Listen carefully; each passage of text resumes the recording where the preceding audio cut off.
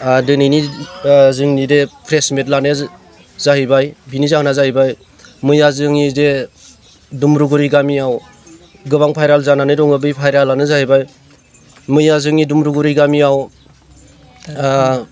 BPF दोलोनिफ्राय BPF दोलोयाव गोबां जइन जादों होननानै प्रेस मिडियाफोराव गोबां भाइराल जानानै दङ, भाइराल जाबाय दङ। बे भाइरालनि थाखाय आङो फंनैसो खेंफोरथि होनो थाखाय आङो दा प्रेसआव नुजानाय जाहैबाय। बेनो जाहैबाय मैया 5 तारिख खालि रबिबार दिन मैया नंगौ बिथांमोना मिटिंखौ खुंफैदों जोंनियाव। मिटिंखौ खुंफैदोंब्लाबो जोंनि जइनिं बायदिसिना बिदि एख' जेबो गैयामोन। बिथांमोना बुंदों मिटिं खुंगोन नोंसोर गामियाव, मिटिं खुङोब्ला जागा होनो हागोन। जों नोंगौ वेलकाम खालामो गासैखौबो, मिटिं खुंनाया गासैबाबो राइट दङ, गासैयाबो माबा मोनसे दङ नङा होमबा।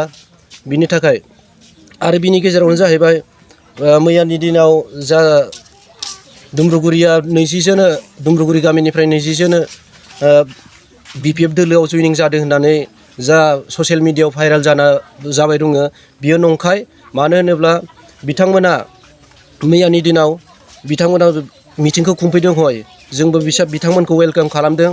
बिनि गेजेरावनो जोंना रबिबार दिन मैया हप्तायाव जों लेबार खामला मावनानै हप्तायाव सानसे देवबार दिनाव सुटि मोनो रबिबार दिनाव। बै समाव जोंनि गामि ओनसोलनि मानसिफोरखौथ' मिथिखायो, जोंहा रबिबार दिनाव एसेबाबो लोंनाय जानाय एसे बारा जायो। बै समावनो बिथांमोना बिखौ खाबु लानानै जाय बिथांमोना बिथांमोननि माबायाव थांदों बिथांमोनखौनो आर'नाइ होनानै बरायदों। बियो नाथाय जइनिं जानायनि एख' माबा नङा। एसे बिथांमोना दा ससियेल मिडियायाव गोबां भाइराल खालामबाय दङ दुमब्रुगुरिनि 20 जोन जइनिं जादों, बियो नंखाय। जाय आरो साननो थाङोब्ला बिथांमोना जाय ससियेल मिडियायाव भाइराल होदों, ससियेल मिडियायाव जाय भाइराल खोथा बुंदों, खोथा बुंनायाव जाय बिथाङा बिबुंथि लाखिदों मैयानि बड'लेण्ड इंखर टेलिभिजनाव जों दहाय फुङाव नुदों। जाय बिथाङा बिबुंथि लाखिदों, बिथांनि बिबुंथि लाखिनायनि मेगनाव नायग्रा आवगोल बिथाङा बिबुंथि लाखिदोंबाबो गावनि गोसो गोथौ गाव बिबुंथि लागोन होननानै बुङाखै। बिथांनि मेगनाव नायबासो नुगोन बिथाङा जुमाय लोंनाय, बिथाङा जौ फेनानैसो बिबुंथि होदो। बिथांमोना बेफोरबायदि खाबुखौ लानानै बेफोरबायदि जोंनि बे दुमब्रुगुरि गामियाव 20 जोनो बिपिएफ दोलोआव जइन जादों होनदों, बियो नंखाय। आरो जों दिनैनिल' नङा, गोबां बिटिसि बिसायख'थिनि सिगांनो जोङो इउपिपिएल दोलोजों नांथाब खामानि मावबोना जों दिनैसो जोंनि सरकार मोननानै जोङो निजा आथिङाव गसंनानै जों गुबुनजों बोरै सरजाबनो, बोरै जों जइन जानो। जा बुंदों बिथांमोना जइनिं जादों बियो नंखाय। आंबो दंमोन मैया बै माबायाव, नाथाय जाय बिथांमोना मिटिं गामियाव खुंफैनो सानो बिखौ जों वेलकाम खालामनानै मिटिंखौ खुंनो गोनांथि जायो। मानो होनोबाथाय गासै सोरबा राजनितिक दोलोखौ जोगारनानै जों हरनो हाया। जों वेलकाम खालामदों मिटिं, नाथाय जइनिं सेरेमनि बिथांमोना लागोन जों बेखौ मिथियामोन। बिथांमोना अकस्मात फैनानै सोरनोबा आर'नाइ सोनाय, सोरनोबा माबा सोनाय बिदि बानायदो। बेयो जोंनि दुमब्रुगुरि गामिनिफ्राय आङो क्लियारिफिकेसन होयो।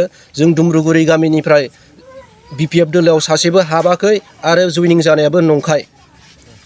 दुमब्रुगुरि गामिनिफ्राय रावबो बिपिएफ दोलोआव जइन जानाय नङा आरो थांनाय नङा, थांखायाबो। आरो जों अरायसम इउपिपिएल सरकारा थागोन एब्लासिम जोंबो थाबाय थागोन। नोंथाङा सरकारि साख्रि नागिरदोंना? नोंथांनि थाखाय मोनसे गोजोनथाव खौरां। नोंथांनि थाखाय दं एडुकेट पइन्ट, जेराव नोंथाङा सोलोंथाइ लानायनि गेजेरजों सरकारि साख्रिनि गुबुन गुबुन रोखोमनि गोब्राब आनजादफोरखौ उथ्रिसारनो हागोन आरो गावनि आथिङाव गसंथानो हागोन। बे एडुकेट पइन्टआव नोंथांमोना SSC, bank PO, bank clerk, bank SO, UPSC, FSC, defence, railway, state insurance, AAO, ADO एसिस्टेन्टजों लोगोसे स्टेट लेभेल जब आरो माखासे सरकारि साख्रिनि आनजादाव गोनांथि जानाय आयदाफोराव सोलोंथाइ लानो हागोन।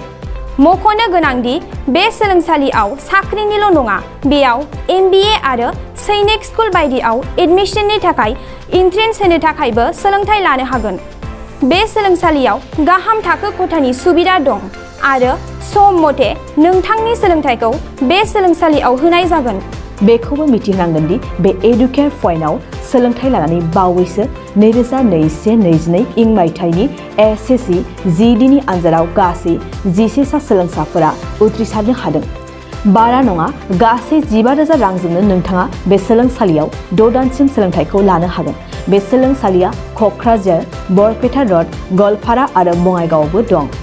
क'क्राझाराव सोलोंथाइ लानो गोसो गुदुं जानाय सुबुंफोरा 70020261133 9101 536360 70020261133 9101536360